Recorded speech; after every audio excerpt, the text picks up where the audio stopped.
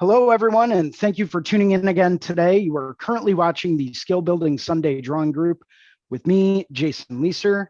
This is a live stream started on July 17th, Sunday at 1 p.m., and I am your host. If this is working for you, please let us know in the comments in the chat area. And welcome to Guy Aitchison's Reinventing the Tattoo Community, where tattooers, apprentices, collectors, and the curious can share and inspire and ultimately create better art and tattoos together.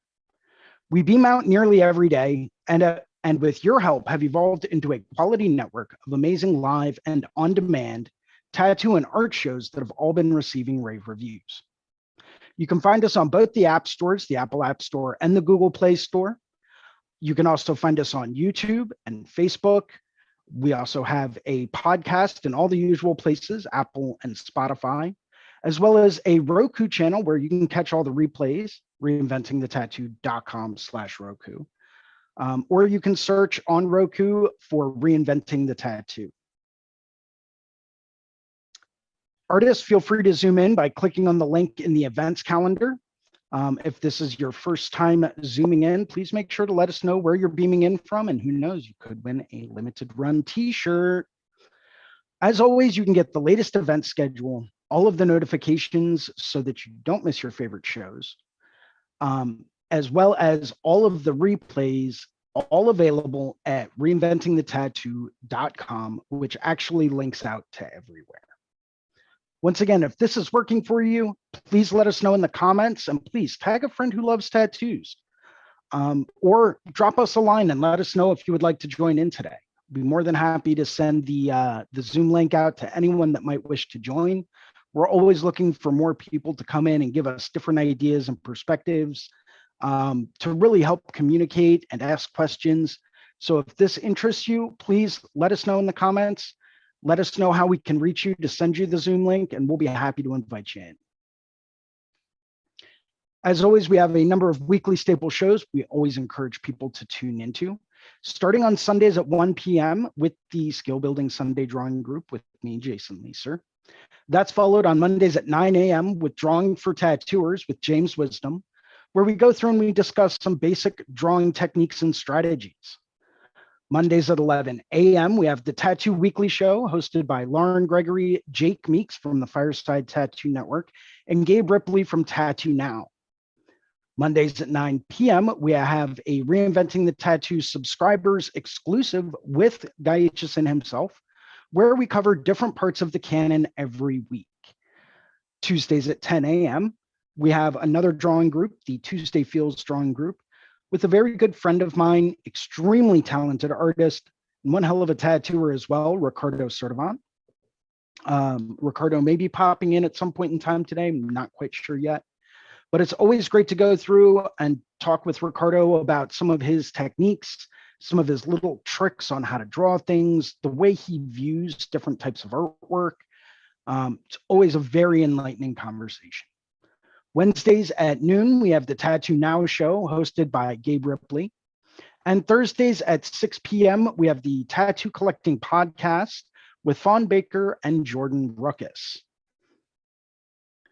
We also have a number of special live upcoming real world events that we always try to encourage people to attend if at all possible, as long as they feel comfortable with it. Starting July 29th through 31st, we have the Rubber City Tattoo Invitational in Akron, Ohio, hosted by Tony Urbanek, master machine builder and all around absolutely awesome dude. And rumor has it, we will be hosting the first ever Tattoo Machine Olympics at the Rubber City Tattoo Invitational. So please stay tuned and check that out for some live coverage. August 26th through 28th, Reinventing the Tattoo will be live from the Hell City, Phoenix, Arizona convention. Hell City, Phoenix is always an absolute wonderful time, hosted by all of the wonderful people over at the Red Tree Gallery. Big shout out to Derb and Fawn. You guys rock.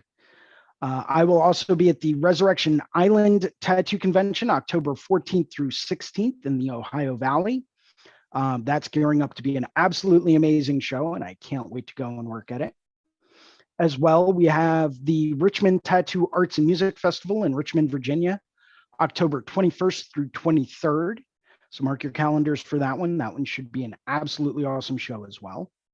And we have the Puerto Rico Tattoo Convention, December 2nd, 3rd, and 4th, which is looking like it's going to be an all-star lineup. It's definitely not going to be a show you want to miss. We've got amazing artists that are going to be at Puerto Rico, such as Phibbs, James Tex, Anthony Tex. I'll be there, obviously not to toot my own horn, but it's going to be an absolutely incredible lineup. Definitely highly recommend if you can make it down, because who doesn't love going to a tropical island in December, right?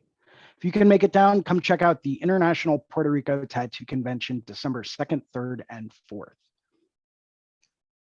At this point in time, I'd like to go through and thank some of the sponsors and people that make this wonderful show happen. Starting off with Raw Pigments, an ink company that's tapping into the source, rawpigments.co. This is acrylic-free, vegan-friendly, extremely dense tattoo pigment that's powder-based. It's not like a lot of the micro-dispersed or acrylic-based pigments being used today. Highly recommend you check them out. I've started to incorporate a ton of them into my own lineup with incredible results. So highly recommend you take a look at rawpigments.co. WorldTattooEvents.com, the largest, most comprehensive resource for tattoo events worldwide. They're constantly keeping their schedules and calendars up to date, as conventions and events are still getting rescheduled like crazy due to this COVID world that we live in. So if you want the latest and greatest, most up-to-date events, take a look at worldtattooevents.com. DLize Pro, also known as Dermalize in the rest of the world, protect your art. If you're still using cling wrap to wrap your tattoos, it's probably time to upgrade. Take a look, Google Dermalize, and see what it's about. There's tons of rave reviews from artists all over the world. As well, tattoonow.com, technology for tattooers, the leading edge in SEO and professional development for tattooers of all levels, and they're now accepting new clients. So if you're really trying to reach that target market, if you're really starting, or if you're really trying to attract those people that you really want to be tattooing, take a look at tattoonow.com. These are the guys that can make that happen. Of course, this wouldn't be Reinventing the Tattoo without a very personal and heartfelt thank you, as well as a very professional thank you to the founder and inspiration behind Reinventing the Tattoo, Guy Aitchison. Thank you very much from the bottom of my heart for all that I have learned from you to help me get to the level that I'm at today. And if you're looking to pick up something from Guy, take a look at guyaitchison.com, where you can pick up a copy of his Biomech Encyclopedia, his DVDs. He's got some custom coil machines, some original oil paintings, numerous prints, and much, much more, all available at guyaitchison.com. Would like to thank two of our affiliates, the Apprenticeship Diaries with Amy Nichols. If you are just starting down your path to become a tattoo artist, take a look at the Apprenticeship Diaries with Amy Nichols. The Apprenticeship Diaries will go through and give you insight as to what to expect with a tattoo apprenticeship, what makes for a good tattoo apprenticeship, what makes for a tattoo apprenticeship you probably want to avoid, and what are the hallmarks of what you should be expecting.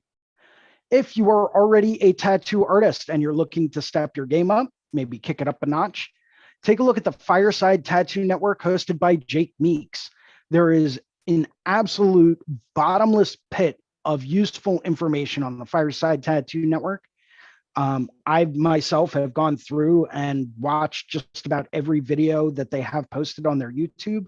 I've listened to almost every episode they have on their podcast, and it is absolutely incredible. There's a ton of information there that can really help take you to that next step. And I would also like to go through and give a very, very special heartfelt thank you and shout out to the Launchpad Tattoo Smart community. This is a new vetted tattoo artist community where tattooers from all across the globe are welcome to come and participate. This is a healthy, encouraging environment where there is no tolerating of any type of bullying. There's no negativity at all. It's all about artists trying to share information to help other artists out so that we can all advance as a community and as a group. And as we all know, that is the best way to go through and really kind of help us all achieve a greater level of work. We have to help each other out. So please go through and take a look at the Launchpad Tattoo Smart community. As always, we always ask that if you do like the content in this show, please post some positive reviews on the channels. Help us get the word out. If you would like to host a Reinventing the Tattoo event or become a sponsor in our community, or if you're looking for an artwork or a tattoo critique, please reach out to us and email us at management@reinventingthetattoo.com, and we will be more than happy to get back to you as soon as we can. So without further ado, thank you very much, everyone. Now that the intro is done, we can go through. I'm going to start admitting everyone again. And let's see, ask to unmute, ask to start video, ask to start video. And we're joined today with Keir Franklin and Medusa. And we just had Shannon join us today. Welcome, welcome, welcome. Shannon says, hi, everyone. Hi, Shannon. Hi, everybody. Sorry, I'm a little late. It's okay. It's okay. Welcome aboard. You know, you're always welcome here. So doesn't matter when you join, as long as you do. I appreciate it. I'm that hour behind time zone thing. And I'm like, oh boy, I'm getting a little late today. So here we go. Yeah, I think Medusa's over there on the West Coast. So she's got a little bit more than an hour behind. All right. I have no excuses. No. Here's the trick. She's in her own little time bubble, I swear. Forget. So what I do is I just completely disregard what Reinventing the Tattoo says. I just calculate all the times on my own, and then I program it all in my calendar, and I have my alarms go off so that I know what's happening without getting confused by looking at the website. You know, I need to make better use of my calendar for that very same reason. Yeah. It's literally the only way, because there has been times where I've woken up and I've been like, oh, it's morning. I don't have to log on till this amount of time, and then realize, oh, that's over. East Coast time. Yeah, it's well over by the time I logged on. I've ever been like sitting being like, why isn't my Zoom call connecting? Oh, I love it. But yeah, hi everybody, yay, Sunday. Hello. Hey. What's everyone doing today? Drawing. I am still working on that chrysanthemum painting that I started a couple weeks ago. I found that it's really great. Oh, let me switch my video. I found it's really great just to have like one continuous ongoing project that I work on Sundays, just to, I don't know, it's just something that I found to be very helpful so that people can actually watch the progress as it's going on. Well, it's also something to look forward to too, right? Oh, absolutely. I mean, Lord knows I still have oil paintings that I started that I haven't even looked at in months.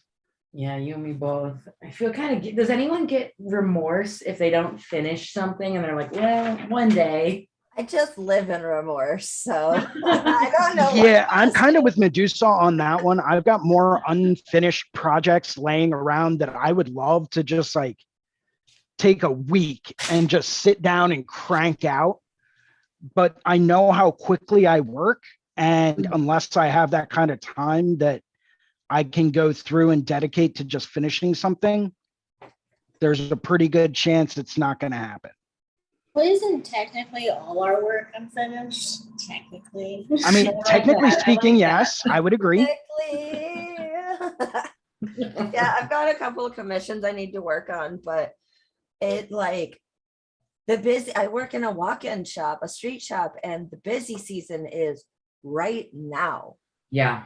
And I'm so flustered. When I get home, I don't have time to work on like my side commissions, my side hustle, because I'm tired.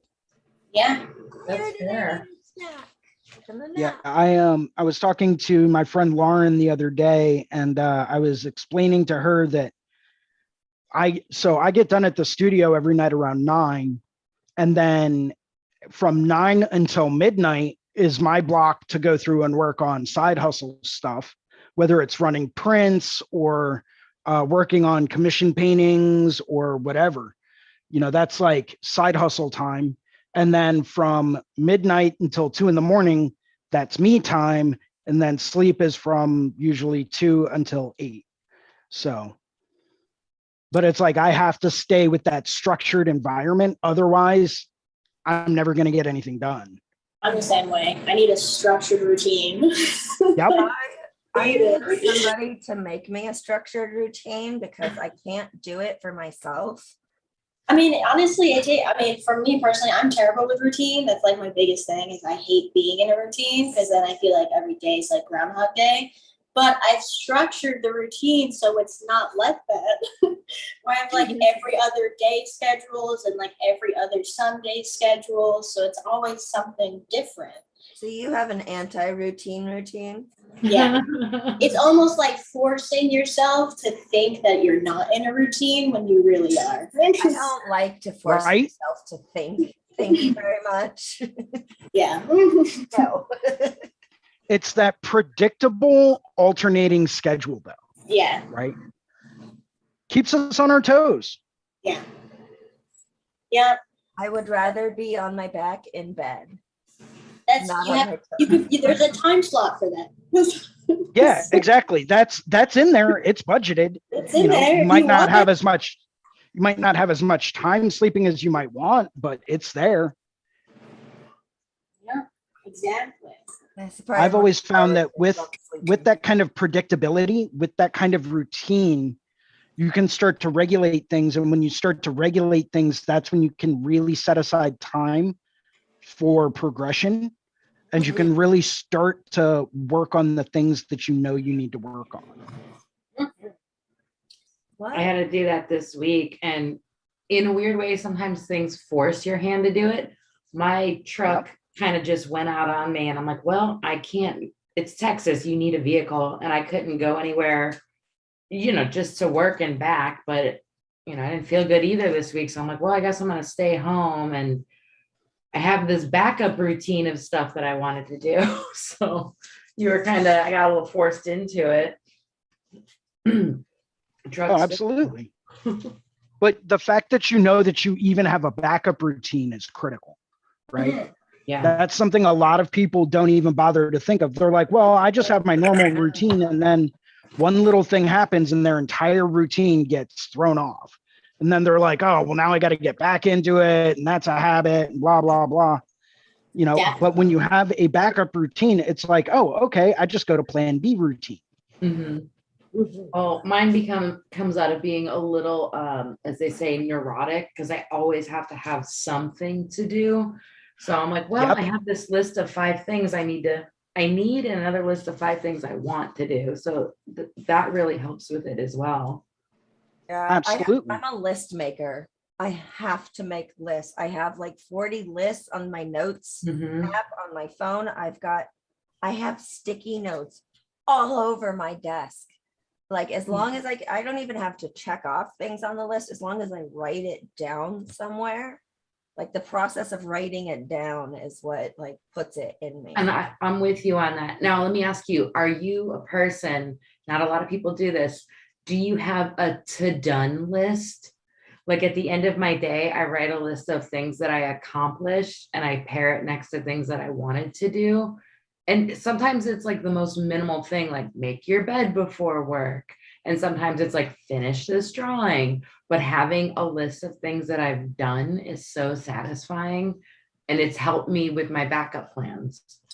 That is brilliant. I love that idea because also sometimes you can feel so unproductive and you need that I did this list to like remind yourself, no, actually you worked your ass off today. Yep. You might not have finished Yeah. like the 40 things, but what you did get done was still insanely a lot considering the normal person. There's this my list for notes that app, too. yeah, my notes app, when I check things off, just puts it underneath everything in a different color so I can still see what I've done. And that helps me a lot. And I never cross anything off. I just check off next to it so that I can Yes. still see that there's like a little star or something, Mhm. so that I like can see that I've done stuff, or else I'm just gonna cry. It gets overwhelming fast. There's this thing, it's like a theory, like secrets to being a millionaire. And what you do is you write out 20 goals that you have, right? And then you circle your top 5 and you cross everything else off. And the reason why they say you do that is because if you have so many things, you can't focus on the one. So they were saying, this is the secret for millionaires. Now, how true that is, I'll never know because I'm not a millionaire, but it would be nice to dream. Yeah, no, my problem is getting overwhelmed while making a list, or once I check something off, I remember like 5 more things I need to add on to that list. And then I get into this circle of like, well, in order to get this done, I need to do this and this and this. And then I'm making like sub lists, and then I'm going on side quests all day. And I'm never completing the level. I'm never getting to the boss, and the boss battle is the bed. And I what could really help with that is like focusing on what your intent is for your day. Like if you're like wake up and you're like, all right, today I'm going to get some work done. And then you're like, okay, cool. So that's my goal for the day. Just that one thing. That's it. Working on the one thing, whether it's clients, whether it's prints, just the one focus of the day. Or today I'm going to clean my house. That's your one focus. There it is. So then as long as you get that one thing done, then everything else that you do in that day is a bonus. So you're like, whew, hey. I love a good bonus round too. I have the same goal every day, and that is get everything done so that tomorrow I don't have to do anything. Yeah, but My there's goal always is to stuff do to do. nothing. Until the day you die, there's somebody's gonna whisper in your ear, hey, you gotta pay your bills still, even though you're dead. It's true. People are gonna be like, who's next in kin?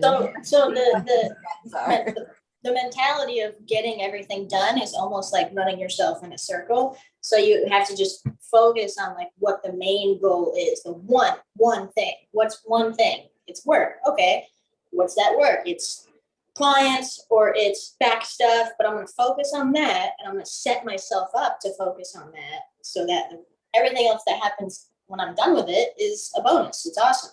I got extra done. Holy crap. Because it's better to make yourself think you got extra done than half the list. It's just so hard to pare that down too, right? Yeah. See, my thing is I would keep that one thing to like the most simple thing in the world. Like, hey, I took a shower today. Yay. Everything else is a bonus. Yeah, it's like right? It's like getting yourself because that's like the first thing I do every morning. So it's like, all right, everything else I do after this is a bonus. But then I never get to like the actual priority stuff, right? But hey, I've got good hygiene. Hey, some people struggle with that. It's true. I'm aware. I had a client in the other day that apparently had an issue with that. Oh no. You don't have like travel deodorant? Yeah. You don't make your clients put on deodorant? I don't know. Not in front of me. I mean, that would just be a little weird. Maybe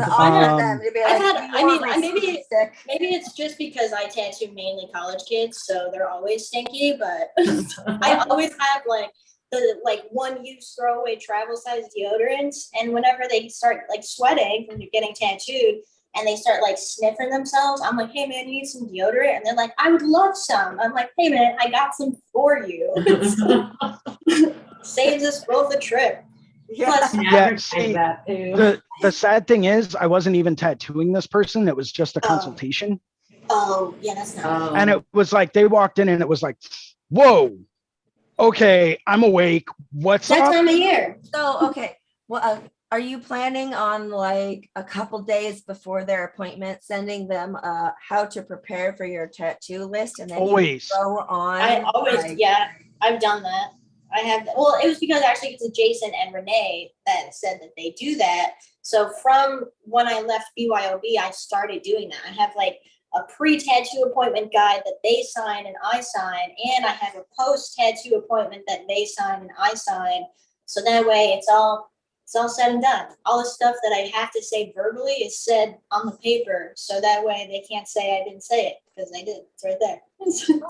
Oh, That's smart. And not only that, but you also have confirmation. You have that list.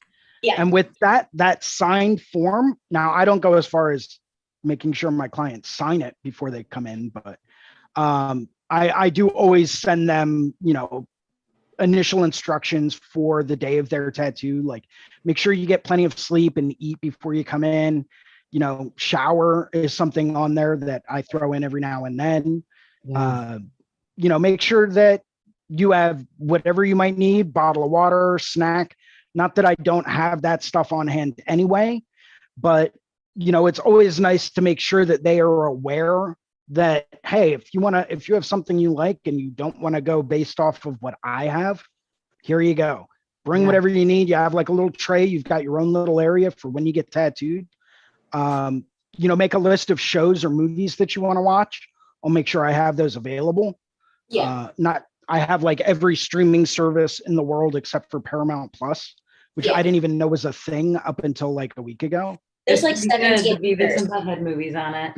I think Yeah. Paramount Plus I is give the them- one that I has have- Beavis and I have Butthead. a small older iPad that I have every streaming service dialed into, and that's linked to a set of active noise canceling headphones. Like those are dedicated. They stay at the studio. That is for client use only. They can watch whatever they want to watch. I don't care. Porn. As long as I love that. it's appropriate for whatever it is they're watching. Yeah, I really do love that you do that. I like when I saw you at the conventions and stuff, and you were like, when you're doing that massive bag piece with Ricardo, and you were like, "Hey man, I have some headphones. You want some?" And then he's like, "Yeah." And I'm in my head, I'm like, he has spare headphones for his clients. That's so rad. I like Absolutely. You find them on Amazon on a special for like 30-40 bucks, right? So you don't get like the super crazy expensive ones. I'm not going to spend $400 on headphones for my clients. Sorry. So They're going to get wiped down with Wavicide after every Yeah, I use. was Like about to they're say, going to I'm break sure down they're quick. wiped I'm down. not buying expensive ones. Sorry. No. But they're really nice. They're active noise canceling. You recharge them every night. They go from 0 charge to like fully charged in I think an hour, and they last over 8. That's crazy. So That's great. and they're active noise canceling, so they pick up on ambient sounds, cancel it all out, and they are incredible. And they were cheap. So I was like, yeah, why wouldn't I have these just for my clients? They're a little too big and bulky for me to wear. I always like, thinner ones. Like something a little bit more lightweight, less obtrusive and all that stuff. So that's why I love this headset that I always wear on Sundays, because it's actually bone conducting. It doesn't go in your ear. It sits right on like that little front piece of cartilage. Yeah. And it's incredible. It's super loud, but I can still hear all of the ambient sound around. So these are actually amazing for conventions and stuff. So I can listen to whatever I want to and zone out, but I can still hear what's going on. So Yeah. these were a I- little bit Like more an expensive. in-flight experience. a good friend of mine actually just got these headphones that it takes like because she's super sensitive with hearing.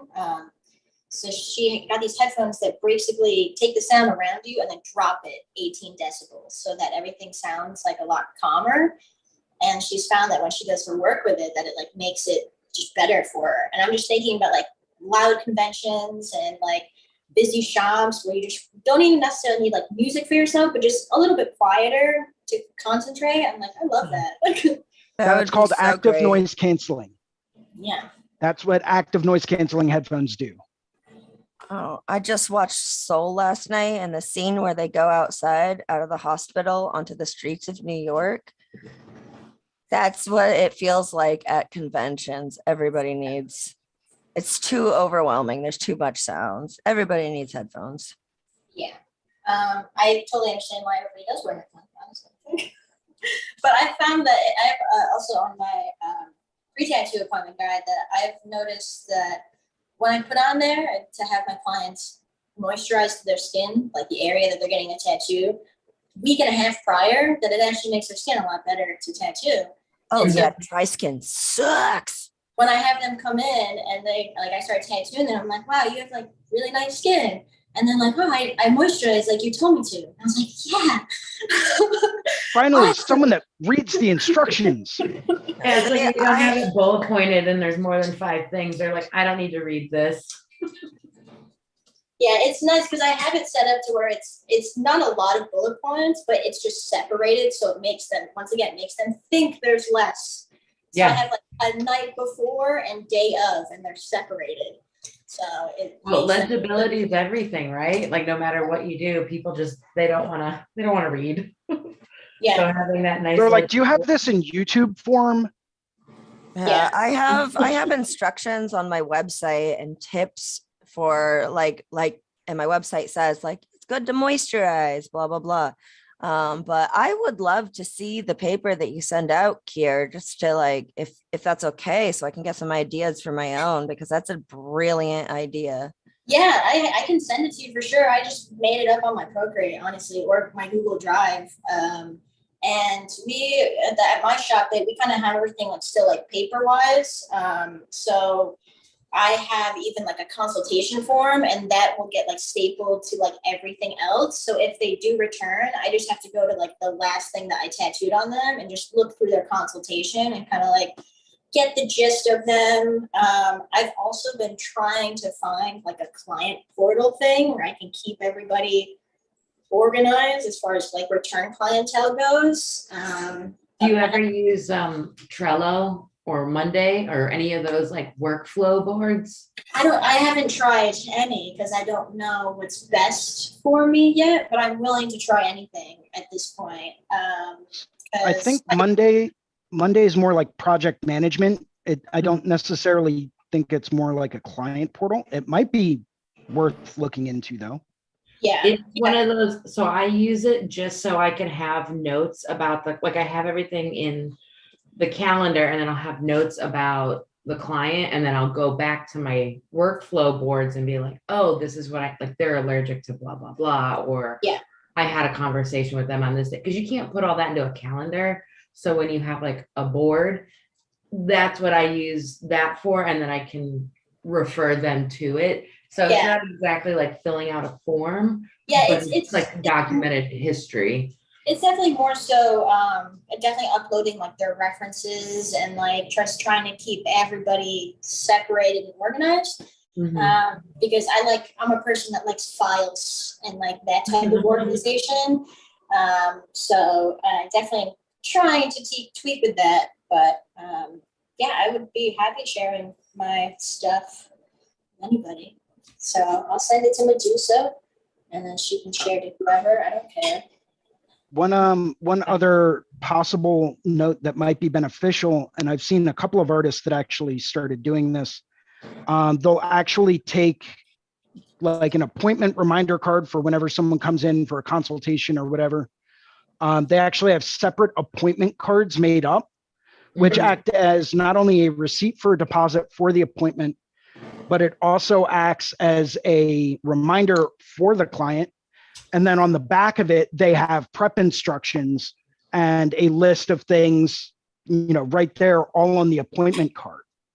Now, granted, you can't really put a whole bunch of stuff in there, but it is one potential way that you could go through, make sure that you hand that to other people so that way, when they book that appointment, it's right there. Yeah. Like that. I also like when people keep that stuff. I still have appointment cards from when I was younger getting tattooed. It was just like a little keepsake. And I think people really like that, especially if you got something fun on it. Yeah, somebody that we went to Paradise BYOB with, she actually sent me some like crystals and stuff, Ananda, and Yep. she sent me like a big crystal that I bought from her when she was moving shops, and then she sent me like a little goodie bag with like some lavender in it, and like her business card and like some other like really tiny like tumble crystals. And I messaged her. I was like, you do this for every client? Because that's genius. And she's like, oh yeah. I was like, I love that. I was like, It's such a thoughtful thing. bag to take home. Like, that's awesome. Because then they have something to, once again, also remember you by and want to come back for. So I was like, that's a really cool idea. I like that. That's super sweet. Like I like thoughtful goodie bags like that. And if you can do it, man, it makes the experience level go up threefold for that client. Yeah, and that's the cool thing about this industry is that everybody does their stuff so differently, but at the same time, it's like, hey man, I like that idea. And they're like, all right, well, you can do it too. It's like, whoa, I can. I'm gonna do it. Thank you. This is why so I really enjoy that you host this drawing day on Sundays and just like the Launchpad overall, because I've accumulated so many new ideas just by casually talking to other artists. I'm like, wow, that's such a good idea. Why didn't I think of that? Or how can I throw something in there? Well, and that's the whole point behind the Tattoo Pad or the Tattoo Smart Launchpad community. Mhm. That's the entire concept behind it, right? We're trying to share ideas so that we can all advance, because it's only through sharing of ideas that we're all really going to sit down and be like, hey, that's an awesome idea. And next thing you know, it becomes the industry standard. And when it becomes the industry standard, it's like, wow, we've all really advanced. Yeah, It really helps takes things to a whole nother level. I love And it. that's why I love being part of a community. Yeah. It's just, I like sharing ideas and sharing information. And if I can help someone out with an idea or a process, or maybe it's something that they have always struggled with, that, they're just kind of curious about, how do other artists go about this? Mhm. Then yeah, I'm going to jump in. I'm going to be like one of those people that's right there. Like, hey, here's one method. Here's how I do it. Might not work for you, but you know what? It's one alternate way of looking at things. Yeah. So why not? I mean, we're all tattooers. We all have the same goal. We want to get better at art and we want to get better at business. And that is, to me, something that's like super critical for everyone. You know?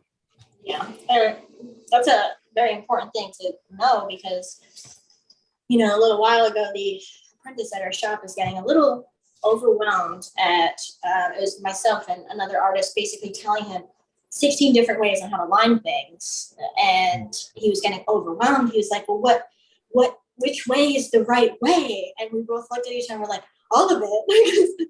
It's all part of just gathering so many tools to your belt. So that way, when you're in a situation like where you transition from top of forearm to like something like inside the bicep, like those are completely different areas to where they might need different techniques. And the more techniques you have under your belt, the more success you will have when you get into those like small situations that are, important. Well, I tell this to our apprentice too. I say, listen, you're going to get lots of different information from lots of different ways. And you might not understand it now, but trust me, certain things click. There's things that I remember hearing 10 years ago and didn't have the opportunity to put those practical applications in until like the other day. So those things, like whenever someone gets overwhelmed, I'm like, hey, relax. You're going to absorb it at one point. And that's with any kind of education. You just get it.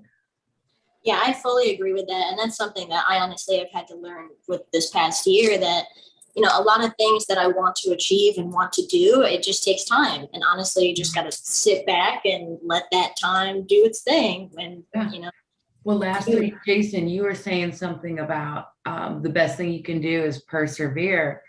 We were talking about people that are now getting into tattooing and how difficult it can be. And I think that's the best advice, is just continue to do it. You can't give up. You can't. It's when you start to really question things. It's when you start to question, why am I even doing this? When things become too overwhelming, it's like, use that as motivation. Mhm. You can't back down from it. But that's also what helps weed out, in my opinion, a lot of the people that are just trying to do this for like fun or side money, or, oh, well, I only want to do it like, part-time just for fun on my friends. And it's like, but you're not going to be good. Why would you want your name associated with something that doesn't look very good? But if your friends want to get tattooed, walk around, be proud of the tattoos that they are wearing, be like, oh no, you got to go to this person. This person's incredible. Like, go get tattooed by them, and then that way I can be like, oh yeah, my friend's got a way better tattoo than you do, Yeah. but it's like, you have to stick with it. You have to push through all of that perseverance. It's all about perseverance, making that commitment and seeing it through to the end. What was it that you said last week too? Like you went to I forgot where you went, but you were like, I was listening to Bill Canale's talk and how he said 40 years. Like, I haven't even been alive 40 years. I've been thinking about what you said all week long, because I'm 38 years old. I haven't even hit the 40-year mark yet. I'm like, wait a minute. Holy shit, that's like a really dedicated guy. You just respect it that much more. He is so disciplined with his daily routine, what he is able to accomplish, what he does when he's tattooing. Like, he does not take breaks ever. I don't think he doesn't give his clients breaks. He works straight through. If you're booking 8 hours, you sit for 8 hours straight through. No issues, no breaks, nothing. Like no getting up to stretch, no water. He's there, dedicated 8-hour time. That is for you. He is a machine, but he's just now hitting his peak after tattooing for 40 years. Yeah. That's motivational, right? I agree. It's like, when I've been doing this for 40 years, I want to get to that point where it's like, yeah, this is what I do. This is how I do it. Done. Yeah. Like, here's what I'm doing. But that only comes with sticking things out. Yeah. And it's so hard because we're in an era where we are always looking at other people and being like, man, I guess I'm not good. Like, instead of saying, man, I want to be at that level, which is easier when it's in person. But when you're looking at things online, you're like, I'll never be at that level. That's a really shitty way to think of it. I like those lectures because that in-person conversation of, hey man, this is what dedication looks like. There's so much gravity to it. Oh yeah. Oh, without question. And I'm one of those people where I got rid of the whole concept of thinking about things of like, I will never achieve that. I will never get to that level. Yeah. For me, I never think that anymore, simply because it's like, okay, I'm going to get there one day. I just have to work harder. Yeah. I have to do more. I have to dedicate more. I have to be more disciplined. I need to draw more. I need to paint more. That's how I'm going to get to that level, because I don't believe in just luck. I don't believe in that kind of pure raw talent, because talent is great and all, but talent without a work ethic behind it is useless. Yeah. No, there's no one out. Even Da Vinci had to bust his ass to get to be where he was. Have you read that, the book, The Da Vinci Code? Oh yeah. Yeah. I have 25 more hours. I didn't read it. I used Audible, but I have 24 more hours to go on it. And honestly, it's inspiring, but it's so exhausting. I'm like, wow, like, okay, I need to take a moment from this dedicated listening audio tour and hammer down on what I need to do. So I like it for that. But man, that guy, what a machine. Yeah, that's the thing. He was a machine. He knew that he was capable of great things, and he wasn't willing to give that up. Yeah. He knew what he had to do in order to accomplish those things. And, he knew that it was going to require sacrifice and discipline, and that's what he knew he had to do. So he did it, and he stuck with it, and he didn't let anything compromise it, and he was able to achieve and accomplish great things. Yeah, and now he's got it. There's no one in the world who doesn't know who he is. Like the legacy has gone above and beyond, and it's just so impressive. I wish I could be a legacy that lived well beyond my years, but I'll never know because I won't be around for it. You're a legacy to me. That's something I was recently listening to a talk from someone, I forget who it was, but that's part of what our legacy actually is. Our legacy is influencing other people that are going to help pick up the torch after we've passed, right? So to have that kind of an impact, even if our names get forgotten over the years, if we can teach one person one thing that is going to monumentally influence their life, and they are going to take that and they're going to pass that on to other people, then that is our legacy. It's that transfer of knowledge. Yeah. That's what I live for. I don't have kids. I don't even have a significant other. I have a cat, and I highly doubt she's going to pick up the mantle after I pass, unless she grows opposable thumbs somehow and learns how to, converse with humans and decides not to be a bitch. Yeah, I'm talking to you. What's your cat's name? Stella. Introduce her. I can't. She's going to claw me up. She is an evil little furry, lovable creature. I love her. Stella has a full sleeve. It's awesome. She does. She's a turtle shell calico. Oh, beautiful. So she's got like the brown, white, and black spots and like the perfect camouflage pattern. But it only comes down so far on one of her arms, right? She's got a half sleeve on one arm and like a full sleeve on the other. So she still has some open skin, but yeah, it's like that. That's the way I look at my legacy is as long as I can help pass this knowledge on, I will have accomplished everything that I have set out to accomplish in my life. I think that's also partly because I don't like people. Liar. You're so friendly. I was gonna say you might not like people, but you're here every Sunday. Yeah. Well, yeah, but keep in mind, this is what I like to call the digital divide. This is what I call the digital divide, right? It's a lot easier for people to converse and open up with and talk to other people when they're not physically there. Oh yeah, and you see this a lot with distance. You see it a lot with distance learning. Colleges and universities found this out the hard way. I've known this for a long time just because of Facebook and all that stuff. But like, I'm that kind of person where if I go out to a bar, by myself, I'm not going to talk to anyone else.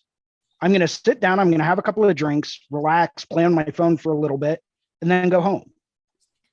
I'm not a very social person.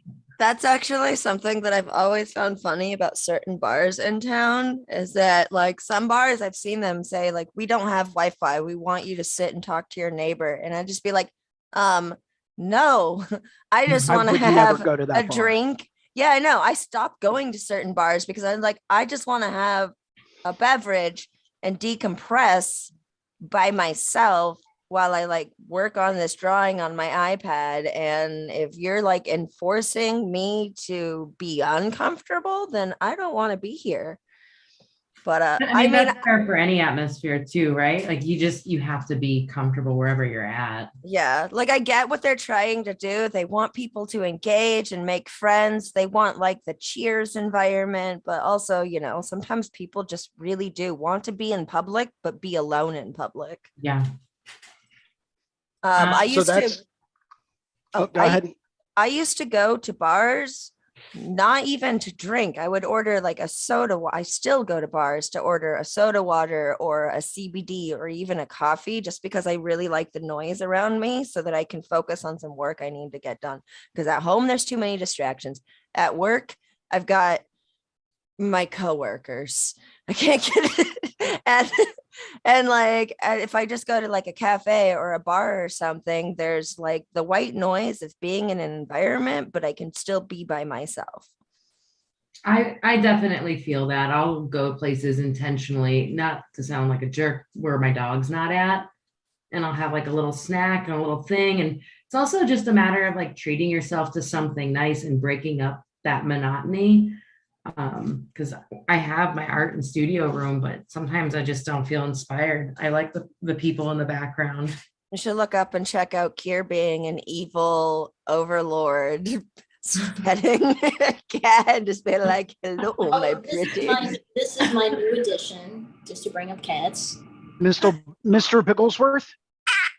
Oh my God. He's So an cute. orange cat. Or is it a girl or a boy? It's a girl, and wait, she's got a thumb. She's a legacy cat. Oh my God. Okay, You could totally teach her how to tattoo. she likes to play with legs. Oh my God. How old is she? I got her in June, so she's probably like 3 months. I love her. Sweetie.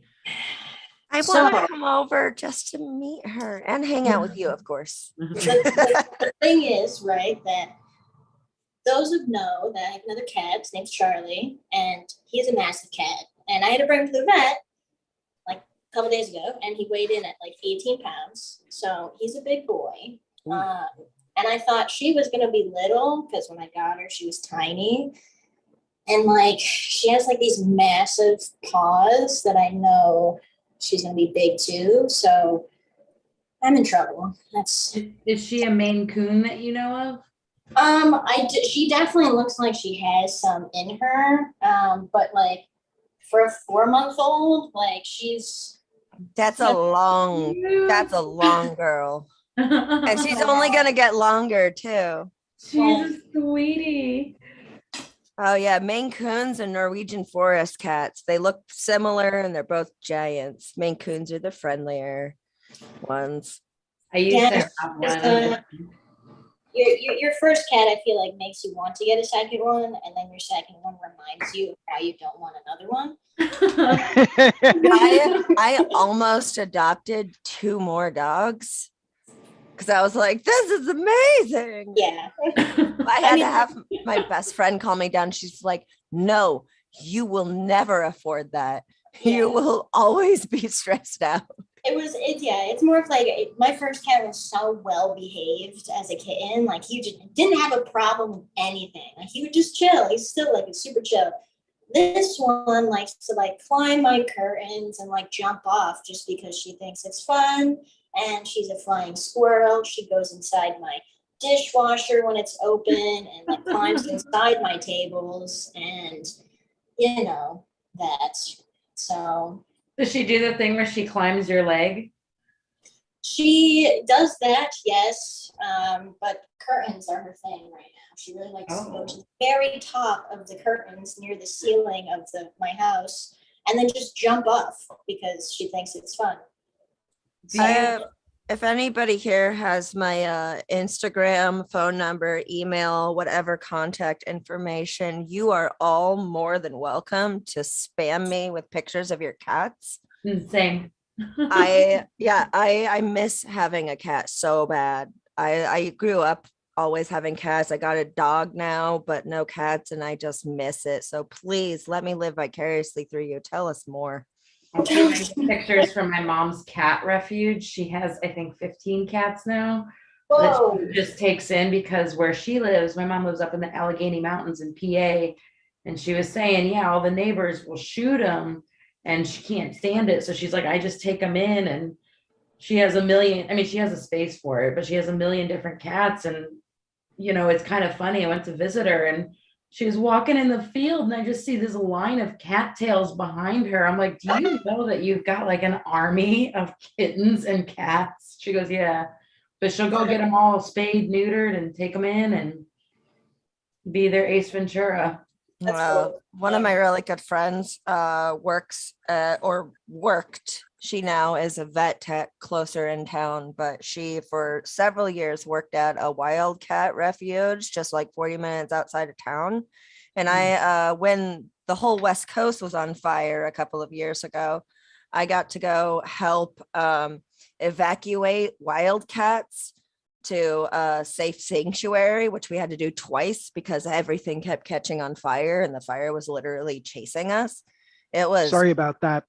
so the West Coast sucked in like 2020, just like all around.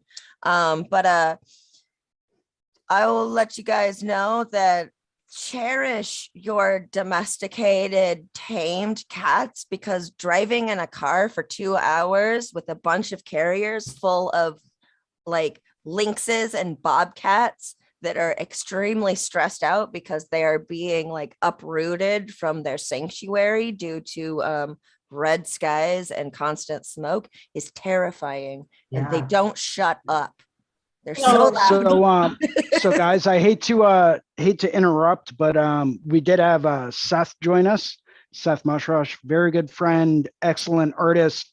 Welcome, Seth. If you could just rotate your phone so that way we get you landscape. There you go. Perfect. We love a Seth. We do love a Yes. Seth. Yeah, welcome, Seth. Welcome. There you go. Yeah, Seth and I, if all goes well, will be working on a rather large kitsune back piece in November. Nice. That's amazing. With your talents combined, that's gonna be so cool. It's Color gonna me be green with envy. amazing. Yeah, I've got a friend of mine lined up from Arizona who's going to be out here to visit. Hopefully we get started on it in November, but she's willing to go neck to knees. So it's going to be quite epic as far as large scale work is concerned. I think the only thing that I really still need to go over with her is the time commitment, how often she's willing to come out so that we can actually see it accomplished and finished in a fairly short amount of time. Yeah. But I mean, I've already started, I started back in January looking up different references for like large scale kitsune stuff. Yeah. It's gonna be epic. Yeah, for sure. We got the Hokusai books. We can use those for reference. Yep. Oh yeah. Those are my favorite. And you get them like using all those small thumbnail drawings, I think makes such a big difference, when you blow them up. Like, the old rule of thumb, if it works on the size of a postcard, it's going to work on the size of a back for sure. Truth. Ooh, Yeah. Speaking of books, I have a couple of things. First of all, I just re-looked at my schedule and I can make your class today. Yay. I have a break between the two big things that I'm doing that is perfectly aligned with your thing, which I believe is 5:30 my time. Yes, because you're 3 hours behind, correct? Yeah, so I can Yeah, make it. I'm so so excited. So for anyone out there that is part of the Tattoo Smart community, I will be going live tonight around 8:30, teaching a seminar on snakes. So that should be pretty fun. I've already spent like 4 or 5 hours prepping for it and just writing notes and different ways to do things and different tools that you can use and little tips and tricks I've picked up over the years, which, by the way, Seth is like, believe it or not, Seth is one of those people that really got me into drawing snakes from way back when I was an apprentice, and he did a guest spot at the studio I was apprenticing, and I watched him draw this snake and I was like, this guy's a magical creature. What spell is he casting? That's like, I'm not gonna lie. How is this humanly possible? There's right? been so many times where I have like fangirl stalked Seth's Instagram just when I'm feeling like, I need some inspiration. It's like, oh yeah, that Right? Seth mush rush. Uh, Gotta get my Seth fix. well, thank you. I appreciate it. So, Oh, it's and good. I'm sorry. I was just gonna say, I've been fortunate to be around people that, it doesn't come out of nowhere. You know what I mean? It's usually all that stuff is influenced from other people that I've worked with, people like yourselves. And, along the way, you just always pay attention to the people that are around you because they'll make you better. Absolutely. I thought that Jason, you would probably dig this. I just got a new book in the mail today. Oh yeah. Science of Tattooing By Hannah by Wolf. by Excellent. Hannah Wolf. I got it just in time for the online seminar she's doing here. She's in doing a that on few- the 28th, correct? 28th or 24th. I was about to say 24th. So one of us has to be right. It's Monday the 25th. Yep. Yeah. Yep. Monday the 25th. I'm very excited about that. So I have a grant writing background, and I guess Forrest is trying to get me, her, and this other gal, our heads aligned. Because I'm like, well, if you want to get a 501c3 or C4, I can guide you. So I'm so excited for her seminar and to like meet her. So, but that book's awesome. Yeah, Yeah, it's definitely one every tattooer needs to have in their arsenal for sure. Like this is, I'm just flipping through it. I haven't even read it, but even the diagrams are already just like, wow, this is not just the science of tattooing. This is full blown bonkers science of Have tattooing. you read the one prior to that? Is about 2016. It's the forensic analysis of tattoos and tattooing. I gotta get it. All right, looking It's it about up now. $120. It's very expensive. And the person who wrote it, they were, as far as I understand, they're head of like the forensics team in New York City, or they were at one point, but it was their college thesis paper. And I found out about it from a academic site called academia.edu. And Love it has that site. it's so good. It has a lot of stuff from Matt Lauder on there. So I really like it. I submitted a paper to them years ago. And it's just the whole community. I haven't done anything since. They just keep tabs with you. And, there's like so much to be learned, like anthropologically, scientifically. It's really, really entertaining. That's awesome. I love anthropological and cultural histories of tattooing. One of my favorite books is Marks of Civilization. I have that one. I love it. It's so good. I love it so much. It's very textbooky and reading, so it can be kind of dry, but it's so informative. I found my version of that book in the garbage. Somebody didn't want it anymore. And I was like, hot damn, this is my lucky day. One man's trash is another man's treasure. Yeah. I also found this really awesome book of butterflies, like literally thousands of different butterflies from all over the world in that same trash pile. I don't know Am how I in there? I've used it for, but it's amazing. I once found a Time, you know how Time magazine does those like specials and stuff where it's all about like one person or something. I found one about Michael Jackson and his whole career, and then in the garbage. And because I was a little crust punk doing dumpster diving back in the day. And I remember taking it and being like, this is really fun, reading through it. And then it was just on my coffee table for a couple of weeks. And then he died. Like just right after. And I was like, I'm really glad I got to like save this little token thing. But dude, you can find amazing stuff in the trash. Oh yeah.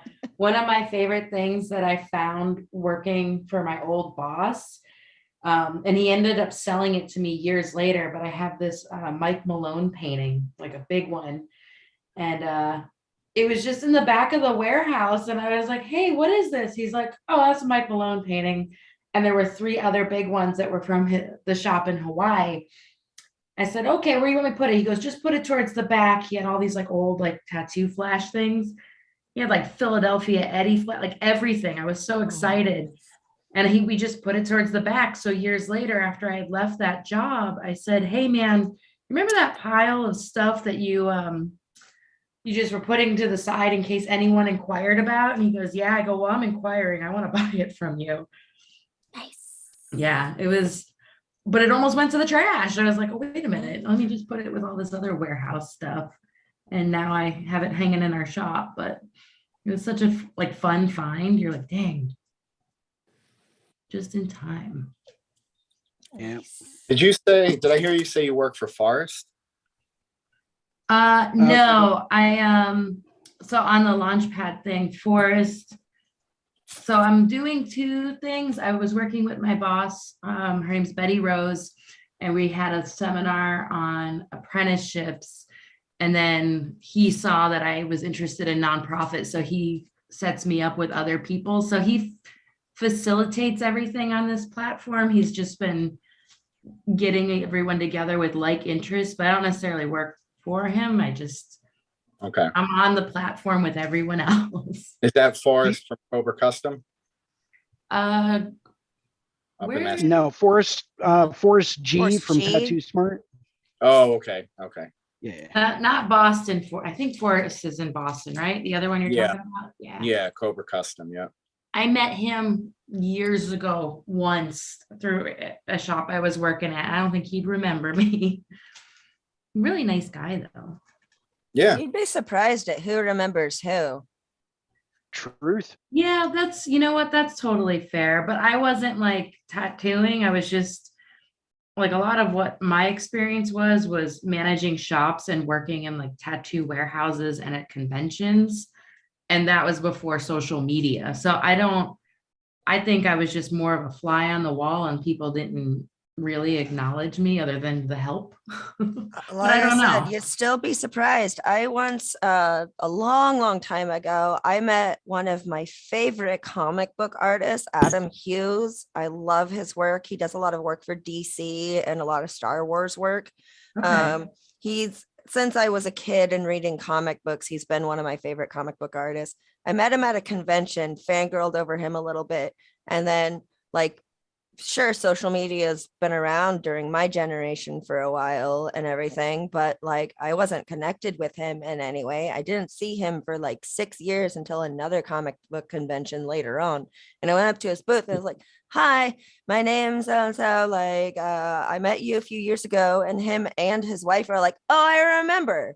Blah, blah, blah. Like you were the one that said if I was ever interested in taking on an apprentice for drawing that, you know, you were interested. How's it going? Like, how have you been drawing and everything? And like all just from one meeting at a crowded comic book convention. So you'd be seriously surprised at who can remember you. I like that, but also part of me, I do that thing, and I do it damn near every day when I leave work. You know, when you get mouth babble and you're like, man, why did I say that? Stupid. So I do that. I'm like, why did I say that stupid thing?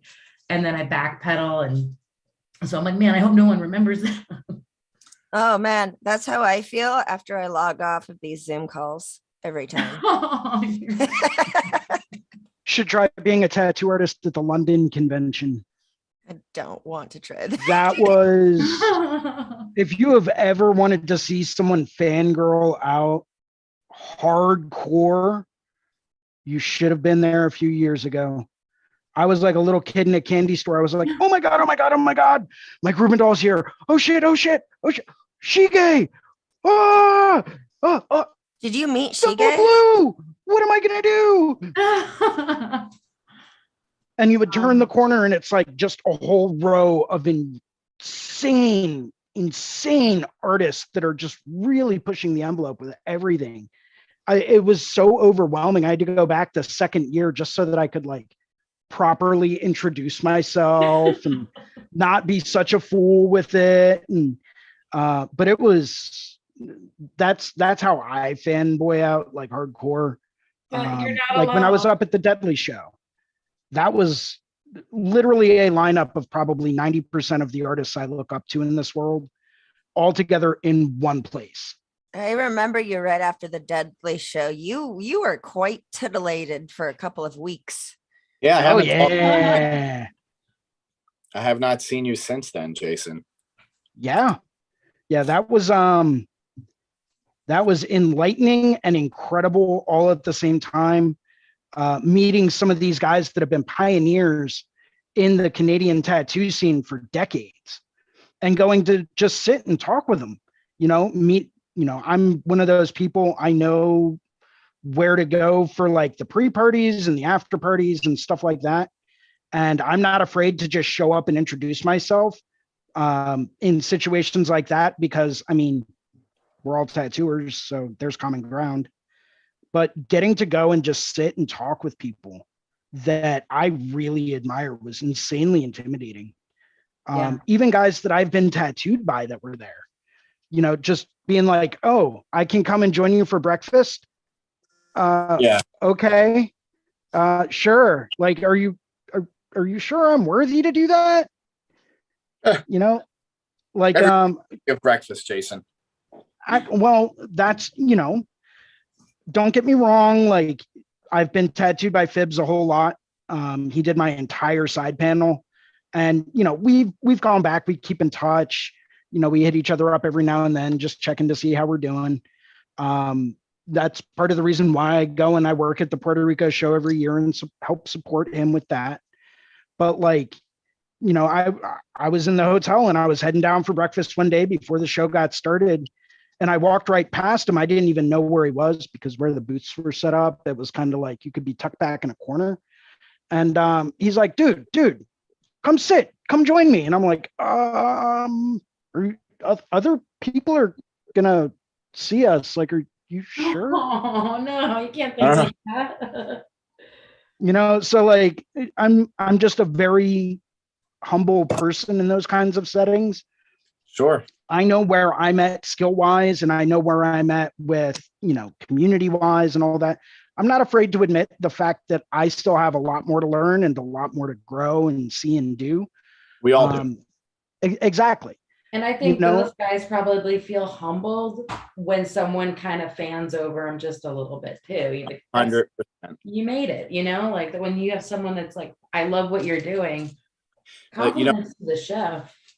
As much as I love tattooing and the process of it, and the industry stuff, working with clients and getting to do crazy fun ideas and being challenged by what they throw at you, the one thing that's remained a constant for me, besides the pursuance of knowledge and education with art and the opportunities tattooing's provided me with that, one thing that's remained from the beginning for me was I only ever wanted to be have an impact on my peers, the people that I look up to and the people that I work with and all of my friends in the business. Like, I've only ever wanted to, like, if somebody's like, hey, who should I get tattooed by to get this type of a thing, to have them be like, oh, you should go see Seth, like, that's, for me, that's the ultimate compliment. And because those are all the people I want to get tattooed by, you know what I mean? So, right.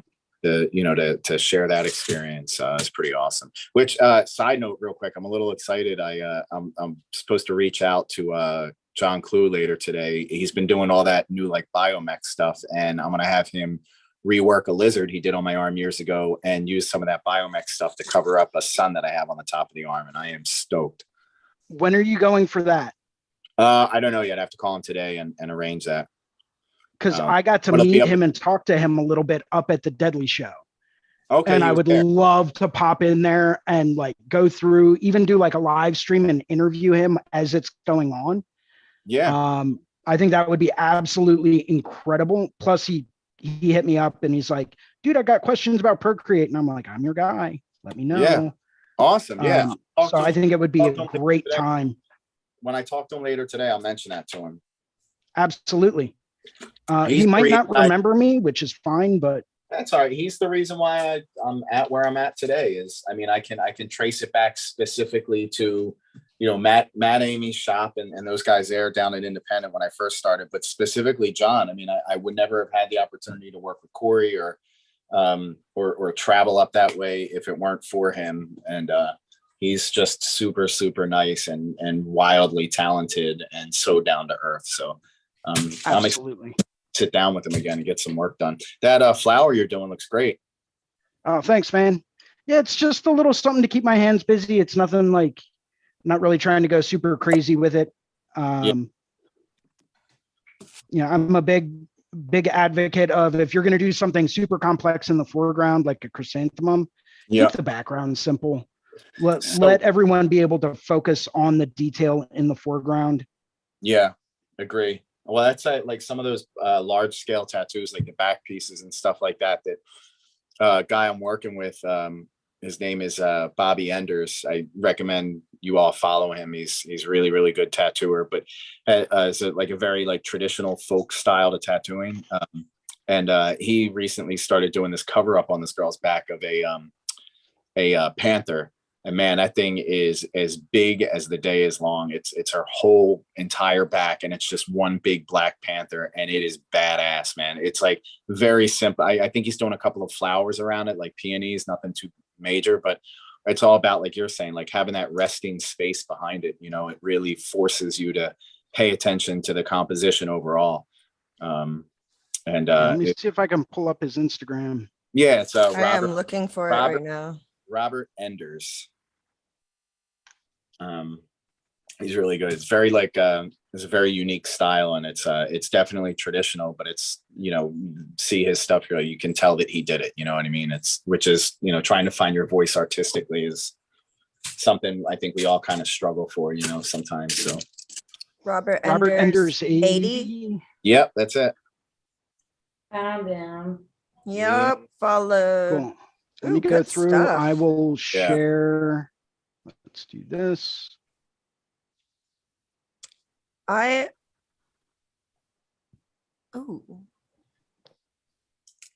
Yeah, that like look at that snake, right? Like there's nothing, just the snake and two flowers, like bang right on the middle. Great use of negative space.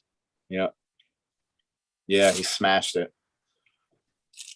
But it's funny. I think that like sometimes people get a little too they get draw crazy, right? Like you try to include so many different things into one piece that that one's funny, man, with the raining. It's got women falling from the clouds.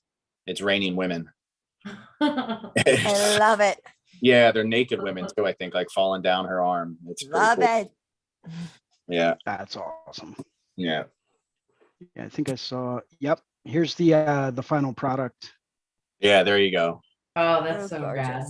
Yeah, that girl's bouffant hairdo on the inside is just it's good. Yeah. Funny. Yeah. That's the one the one on the inside with the arms behind her head. It's so funny.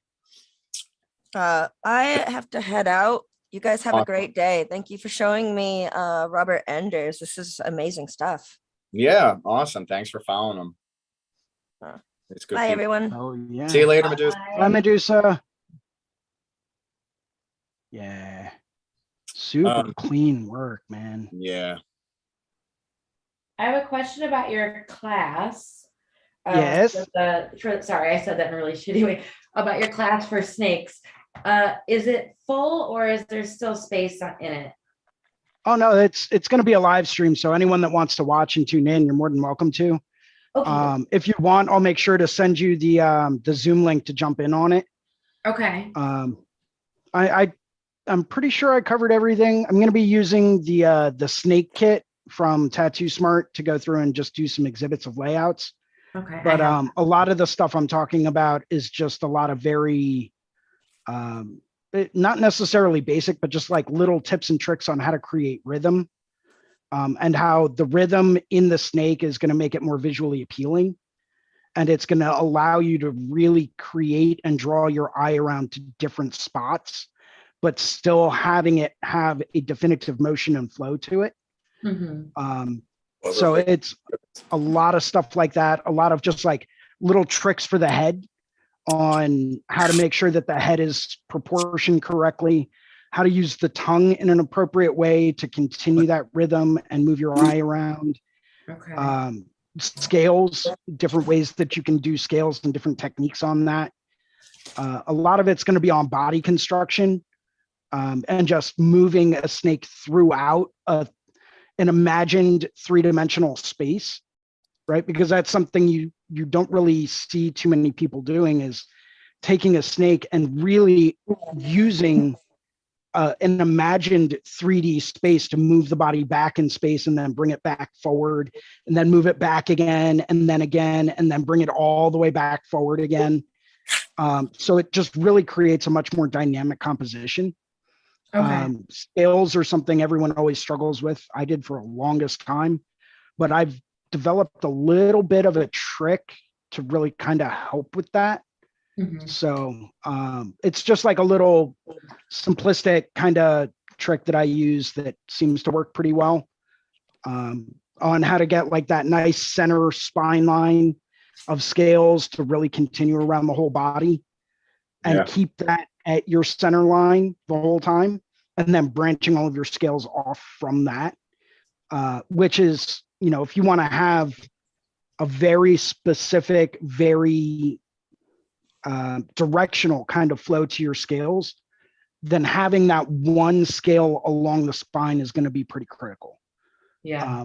So, you know, getting them to bend and flex and understanding the way that, yes, as a snake moves around, there are going to be scales that are a lot smaller. There are going to be scales that are far bigger, you know, and how to go through and address that appropriately to make them look like they're actually turning with the body. Mhm. You know, that it's something a lot of people really struggle with. And it's when you break things down to using basic shapes, basic lines, and basic flow patterns, it becomes so easy. It's like, duh, why didn't I think of that? You know, and then shading on scales is pretty simple, but I'll probably cover that as well.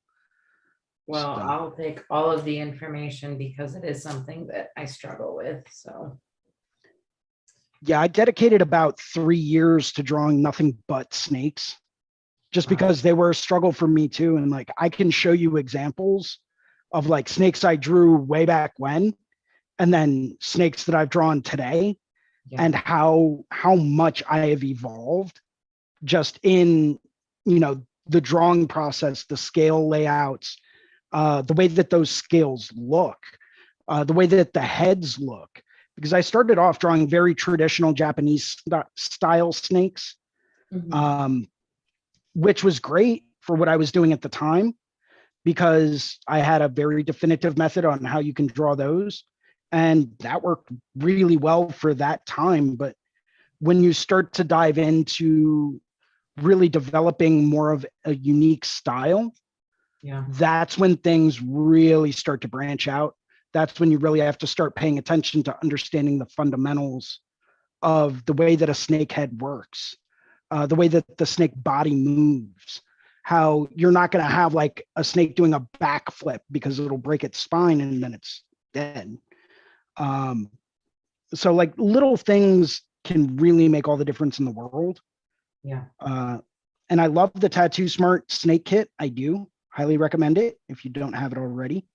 It just makes drawing a basic layout so much easier. And even if you just take that basic layout and work off of that as an inspiration to draw freehand, it can really do the trick. You know, I started off with the circle method, just drawing a whole bunch of overlapping circles to really create the volume. Yep.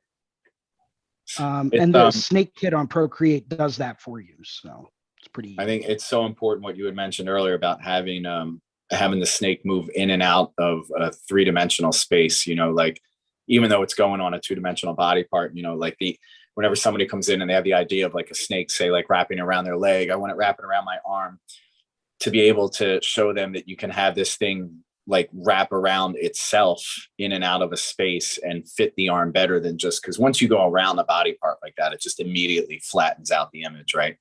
Absolutely. So it's like going from the back, you know, I want the snake to go from my back of my arm, you know, back of my shoulder up over onto my chest. I mean, well, as soon as you cross that plane over your shoulder, it's just going to flatten out, you know, like there's nothing you can do about that. But when you use tricks like, you know, that the classic turn where the body, you know, it goes up and kind of like down like a roller coaster hill and then stops, and then you pick it up on the backside and you're going from seeing the scales to now seeing belly scales on the other side. You're seeing it move in and out of this space, you know, and it it makes such an amazing difference, with the composition. And you lay out, this is another thing that I learned early, especially drawing dragons and snakes and things like that, are even if you're going to have other objects in with it, clouds, fire, flowers, whatever's going on with it, right? Draw the whole snake or dragon first. Draw the whole thing, because you don't want to have yourself put into a corner where you're cheating to hide something that you're having a difficulty drawing or whatever, or that might affect the overall, composition of the piece itself. You might find in drawing the whole body that, oh man, I really like this turn, but it's going to end up behind that flower. Well, maybe I can use that turn somewhere else in the snake, so it's in front of the flower, and you don't find that until you lay out the whole thing, right? Like, so you're not laying out like, here's one flower, here's another flower, here's a Hanya mask, and now I'm going to draw the snake around it. No, draw the snake first, draw the whole thing, and because that's going to be your connecting element. That's what's going to run through the whole piece. Yeah. So that should be one of your primary emphasis elements. Yeah. And force yourself to solve critical problems, scales, the way the scales bend. A big one for me is dragon claws. You see a lot of people are like, oh, I'll hide it behind the cloud. Well, draw it first. Yeah. And even if you don't use it, draw it. Like, it's important to understand the anatomy of these animals that we will constantly, as long as you're going to be a tattooer, you're probably going to end up doing these things, if you want to, if you're versed in those styles of art, outside of, some of the guys that are like, I only do these specific things, and that's fine. But I like being able to, whatever comes in the door, I want to be able to get down on it, Absolutely. Sure. Hey guys, I got to cut out a little bit early, man. It was so good seeing you again. Likewise, Seth. I'm going to be on, I'd like to really get on next week. I have somebody scheduled up in Concord at the gallery. So I'd like to get on. I have a topic I would love to talk about. I'll give you just a quick heads up on it, is dealing with clients, like reworking old tattoos and then having them not exactly be happy with the outcome. Right. Even though it's a good piece, you know what I mean? There's a lot that we can delve into on that. And I just recently had an experience with it. So we'll talk more about that next week.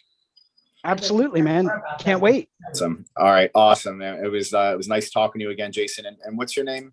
My name is Shannon. Shannon, it's nice meeting you. You as well. I look forward to your chat next week too. Absolutely. I will see you both, and hopefully some more people next week. Awesome. Excellent. Thank you, Seth, for jumping in. Take care. No problem. Take care, man. Bye. Bye-bye. Jason, I have a question for you. So we have the answer is 23. we have a guest artist coming to our studio next week, and she's a regular, one of our guest artists, but she's staying with me. And on Sunday, we're having a big shop outing, but I was hoping I could pop in and do this. But could I want to ask before I even extend it to her, can she sit in with me? Is that okay? Yeah. Yes, okay. Absolutely. The more the merrier.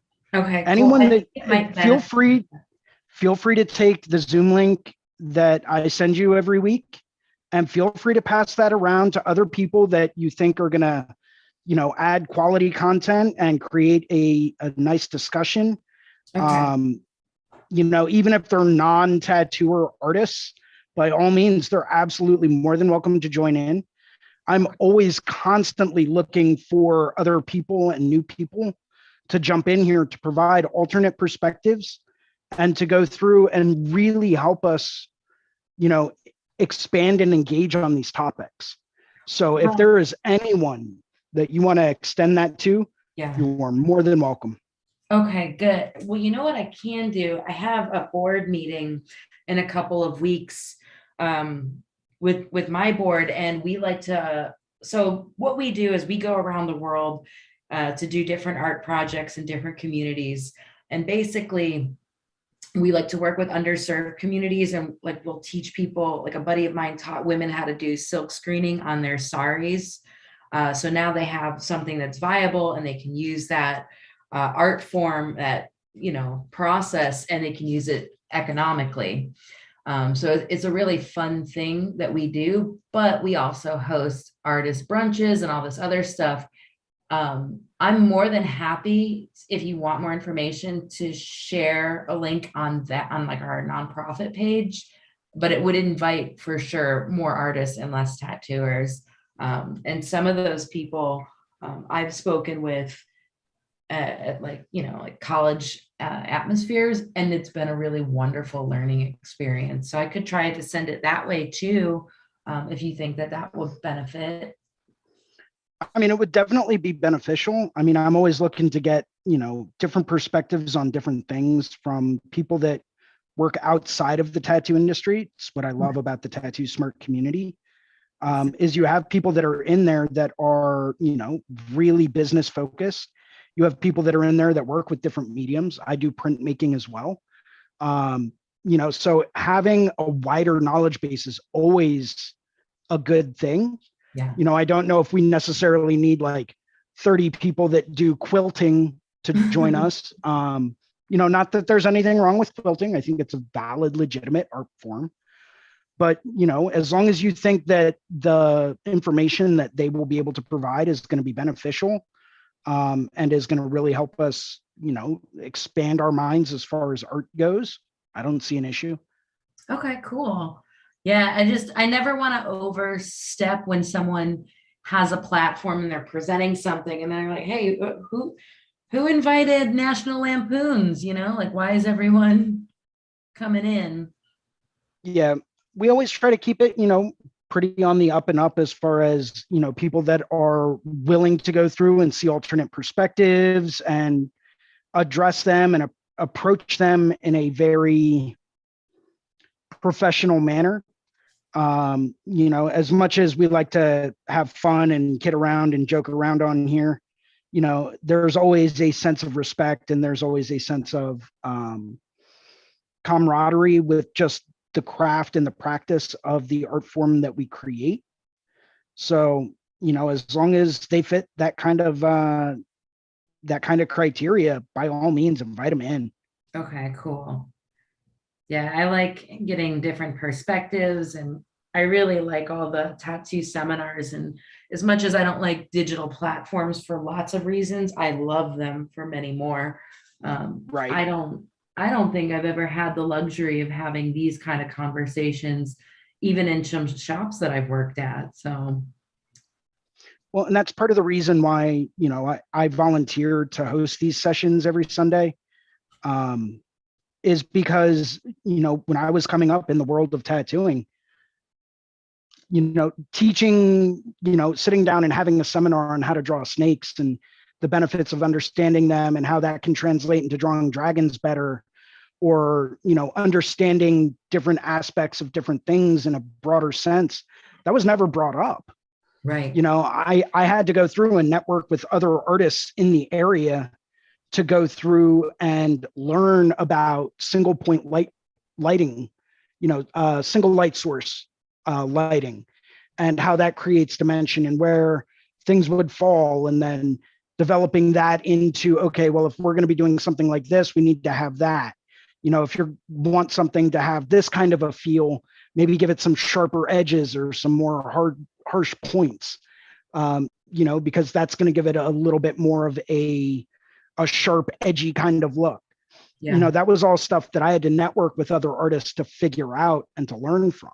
So I was never exposed to this kind of stuff when I was coming up. So I'm trying to really help influence a lot of other people that as well might not have that kind of exposure. Well, it goes a long, long way. I'm a big fan of just education in general. And, I like getting those diplomas that say, hey, this is my participation award. That's always really nice too. But the bigger win is definitely sharing that knowledge. And when people implement it, my God, even better. Yeah, and you would be surprised at how just a little bit of insight into one thing can help completely and totally shift someone's mind, and how years down the road, you might not ever realize the kind of impact that you've had on someone's life. Say, for example, I do a seminar on just watercolor. and my method of doing watercolor. Someone may see that a few years from now and be like, dude, you completely changed my perspective and helped me get to be where I am today. And it's like, well, that's part of why I do what I do. Yeah. It's amazing the impact that we can have just by sharing knowledge, and helping people to achieve. I'm a fan of it. Yeah. Did you ever read, so to the conversation about sharing knowledge, so there's some things that I've purchased in hopes of absorbing the information. And this is why I'm so excited about your snake course, is because, have you ever read the book Drawn to Scale? Yes. So I have it, and I've taken those drawings from it, and I've Xeroxed, and I've done like some muscle memory things to do it, but I don't think I've absorbed it. So when you say you're like, hey, we're going to educate, we're going to help people, my favorite part of that is whenever I hear something repeated that I can understand. Because I don't, Right. Do you run into that where you're like, I have the information, but it's just not, it hasn't connected with me? Yes, all the time, believe it or not. I can sit down and I can take Bill Canelli's dragon seminar and how he draws dragons and his whole methodology. I can sit down, I can listen to that ad nauseum, because he did do several seminars over quarantine through a specific app. And it was like, I found a way to download them, so I have them saved, and I can listen to them 1,000 times, but there's still something still didn't connect. Yeah. Until I sat down with him at the Explorer conference and had him walk me through it step by step by step. And then it's like things clicked. Yeah. And it blew my mind how just having him do something little by little in front of me and being able to ask questions at that point in time. And I think that to me is what really did it. The fact that I could ask questions and get that kind of an immediate response. To me, that's always something that is going to be the most beneficial. Well, I'm a person that I find, especially after working with my boss, because she always has a million questions on every topic at all times. I've learned how to really value that. But for the sake of everyone else's learning, I try to ask my questions at the end. I don't know if you know this, but I'm a chatty Cathy, and I can't help it. Which is awesome. Oh, well, thank you. Because a lot of times I'm like, Shannon, stop talking. No. And that's part of what I love about doing these sessions is the dialogue, right? Yeah. Because until we start a dialogue, until we really start to open up about different things and talking about different things, that'll lead into different topics, and then that'll lead into different topics. And the next thing you know, maybe we're talking about, how specific artists have influenced us and we didn't even realize it, right? But until we get started with a conversation, how do we ever realize that? Yeah. How do we know what we don't know unless we actually take the time to sit down and talk to people? Oh, yeah. And well, it's also a matter of, like, I value people that are super shy and almost afraid to ask things.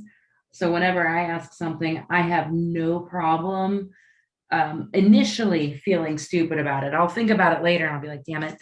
But I don't have a problem being the guy that's like, you know what, let me just go ahead and start this conversation and get this party going, even if it's silly. Well, one thing that I remember back from my collegiate days was there's a very good chance that if you have a question in your mind about something specific, there is a very, very good chance someone else has that same exact question, but is just too afraid to ask. Yeah, I wonder why it is that we get so, I know why it is why we get so afraid of it or hung up on what other people think, but I just want that to not even be an existing thing in my life anymore. I love being able to have someone give me an answer, or sometimes someone will be like, hey, well, that was kind of funky, but here's the better way of asking your question. Right. Or maybe they'll help you do a deeper dive to say, well, are you really asking about that? Or is this more along the lines of what you want to know? Yeah. Yeah. Because Wow. sometimes people that are on the outside of what we are thinking, they can have a lot more insight as far as, say you're asking more about, say you're asking a question about scales, for example, Mhm. and how to get that texture in a scale, right? Well, maybe it's not the scale itself that you're thinking about.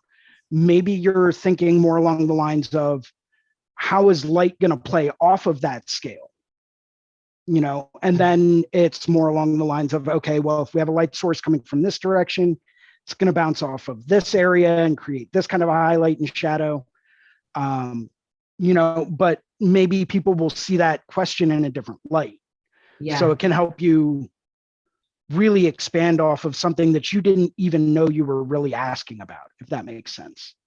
Yeah, it's funny. I had this conversation with my trainer a couple weeks ago, and I kept finding myself apologizing. I'm like, I'm sorry if I'm like the slow guy in the class, or if I'm asking questions that are redundant. And he goes, Shannon, you're not. Everyone's weird. Everyone has a question. He goes, if you're not understanding it, he goes, it means that I need to approach my job from a different angle. My job is to help people. I like helping people, but I can't help people unless I have someone like you know, don't be self-deprecating about it. Just understand that it's actually kind of beneficial.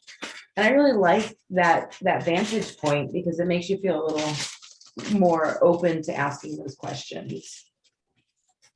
Well, and especially coming from someone that, is in and has worked in the education field for, a number of years. A lot of times we don't know what to teach, right? Huh. Until someone asks questions, we can go over a broad overview, but there's a very big majority of the time that if we're, for example, the snake seminar I'll be giving later tonight, that's going to be a very large portion question based, because I can sit down and tell you how I draw them, but unless people have specific questions about how to do specific things, or, specific issues to address, I'm not going to know what to talk about. Yeah. I can sit down and go over concepts, but that may not be what you need to learn or what Right. you want to learn. But I'm not going to know that unless someone asks a question. So I think it's fun that I always think about this after there's like a seminar. I'm like, man, if only we could tell people, hey, before you get into this seminar, you have to have at least 3 questions that you can pull from this that I can answer. But I mean, it's hard to tell people that, but it would be such a great way of giving direction for anyone hosting a seminar, or, class, or whatever you want to call it. Like, instead of there like a fee, your fee is to have 3 questions ready. Right. Because that's going to give us direction on which way we need to go with what we're teaching. Especially with things that are not set as far as like a curriculum or topic list or anything like that. Say we're talking about drawing dragons, right? We can get Bill Canales or Philip Liu in here, and we can ask them, how do you draw a dragon? And they can sit down and give us a very brief overview of how they draw dragons. But unless we have specific questions like, well, that's not what I was looking to learn. And it's like, well, you tell me what. Yeah. What's the knowledge that you seek? This way we can dial in on that. You can get something beneficial out of it. We can still do what we're doing, but otherwise it's like, we're shooting at a pretty big target. Uh-huh. So it's like, if we don't have specifics, then we're just kind of taking a shot in the dark and assuming that, people want to know what we're trying to teach them. If we're not given specific direction, a lot of times, a lot of professors and a lot of people out there that do teach will only stick to broad topics because we don't know. We don't know what information you have and what information you don't. Yeah. And we're trying to condense all of this information into a very short time frame. And a lot of times that just does not work well. No, it never has like a lasting effect. Yeah, like, I mean, it took Bill Canales 40 years to be able to draw dragons as effectively and proficiently as he does. To have him turn around and say, yeah, I can teach someone how to draw dragons in 2 hours. You're trying to condense 40 years worth of experience into 2 hours. That's not feasible, right? There's too much information that he has gained over time in order to try to really hammer it down into that short a period of time. It's just not feasible. It's not going to happen. Well, it's got to be kind of frustrating for anyone teaching too, right? You're like, I want to do this, but I need, this is a group effort. This isn't me just being the boss conducting it. This is all of us here together wanting to like learn something. Absolutely. And that's why, like, I'm much like yourself, I'm a seeker of knowledge. So I'll go and I'll attend seminars and conferences, and I'm constantly on the lookout for different sources of information and knowledge on how to do different things. You know, as far as, you know, structure goes, wave structure, you know, how to draw koi fish better, what to study if I'm trying to draw biomech, you know, dark biomech versus bioorganic versus mechanical biomech. You know, what are the differences? How are those differences going to impact the type of work that I do? You know, there's so many different ways that you can take so many different things. So let me sit down and try to learn as much as I can about as many things as I can. And then that way I'm more prepared for, hypothetically speaking, say I have a client that comes in that says, I want something more like this. And they show me a picture of like Aaron Kane biomech. Cool, I can do that. I know that. I know the tricks, I know the textures, I know the styles, I know the flow, I know what they emphasize, I know what they don't emphasize. You know, and I've taken the time to sit down and practice that so I am proficient in it. You know, give me someone like Guy, awesome. I know the tricks, I know the textures, I know the angles, I know what to focus on, what not to focus on, how to execute X, Y, and Z. I can do that. But, you know, unless I've taken the time to really examine that and learn it for myself, which takes a very long period of time, it, you know, hypothetically speaking, let's say I don't know how to do bioorganic. Okay, well, I'm going to seek out that information. I want to know that because you never know how that can affect other areas. Yeah. No, it's that's what I like, is just that it's, if you learn one thing, you're always going to pick up another. Right. Hey, Jason, real quick, I'm going to put my thing on mute. I need to run and grab myself some water real quick. Go for it. I'm not Go leaving do the the class, things. though. I just didn't want the game in the background to be super loud. Fair enough. Fair enough. I mean, we've only got about 10 more minutes on here before I have to get going. So yeah, go do the things. Yeah, for anyone out there that might still be watching, I have a seminar that I'm doing tonight on snakes for the Launchpad Tattoo Smart community. I think I've already mentioned that enough times today, but I just figured I'd name drop it one more time just in case. Yeah, I'm always interested in learning new things or helping people out with different things. So if anyone out there ever has a question about anything I can do, anything I know about, anything I've learned, by all means, hit me up, ask me questions. I'll be happy to help you out to the best of my ability. If you don't, cool. That's fine too. Not a problem. But I'm always willing to help people out with just about anything. So ask away.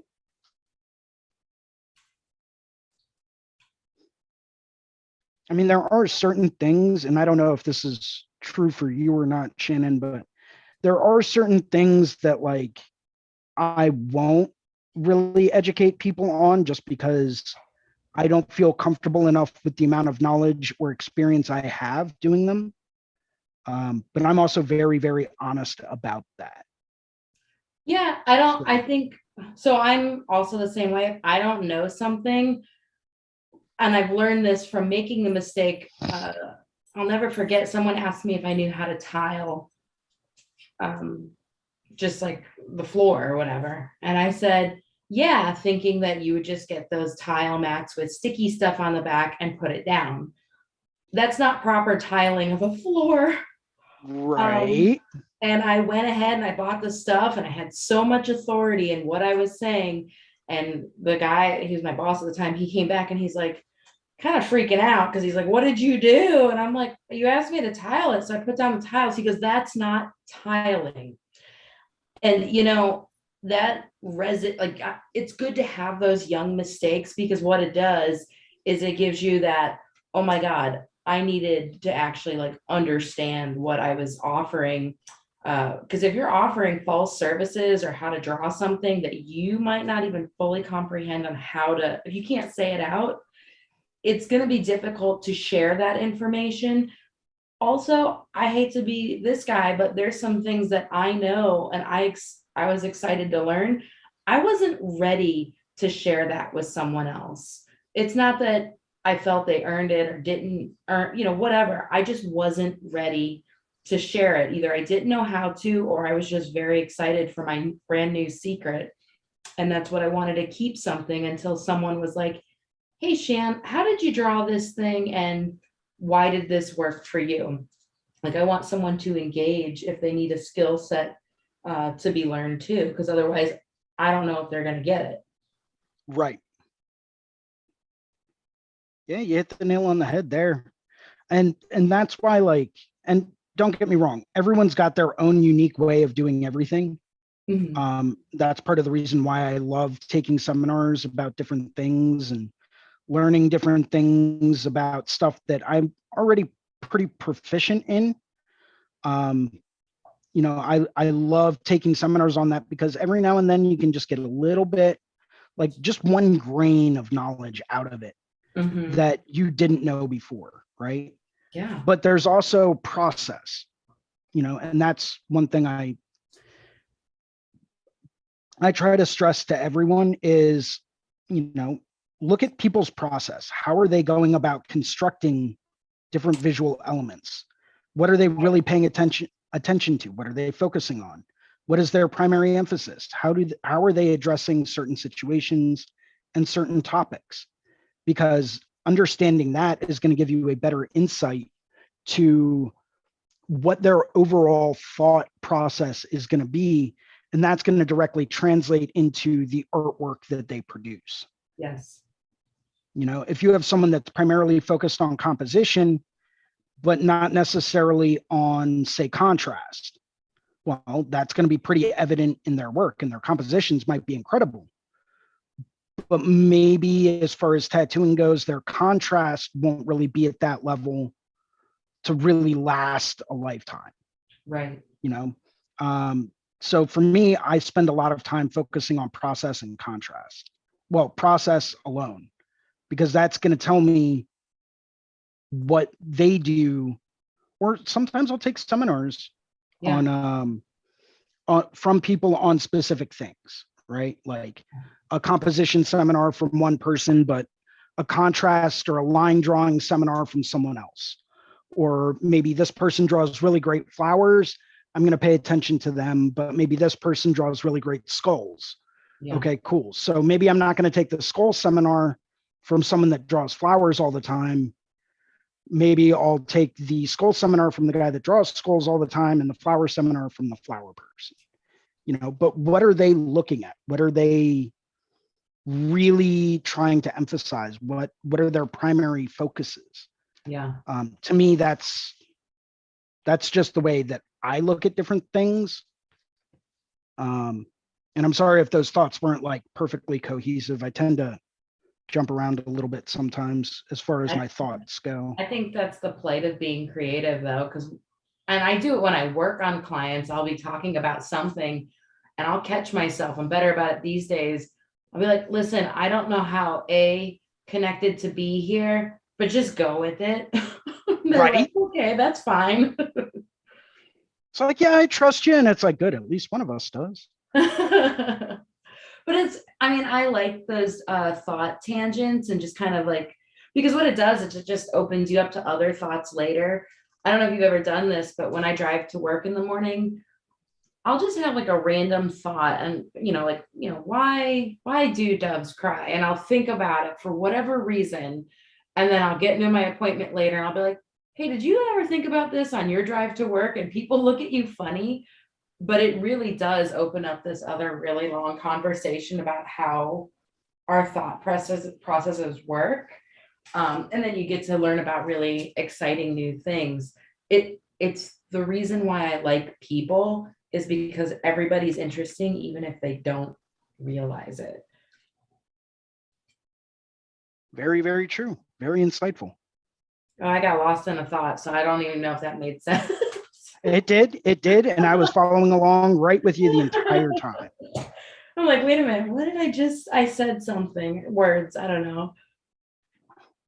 But on that note, we are just about out of time. So Oh. I'm going to cut over to this guy. And I'm going to go through and I'll spotlight you real quick. All right. Let's see, I'll just do this. And why don't you go ahead and tell us how people can get a hold of you and where you're from, where you work. Are you telling me? Yeah. Oh, sorry. I saw a picture come up. I'm like, that looks like you. My name is Shannon Moxie, and I work over at Rose and Crown Tattoos in Manchac, Texas. That's right outside of Austin, Texas. Awesome. Thank you very much for joining us today. Thank you. For those that don't know me, my name is Jason. I am part of the Reinventing the Tattoo staff, I guess. And I host these live drawing events every Sunday at 1 p.m. Let me switch this real quick.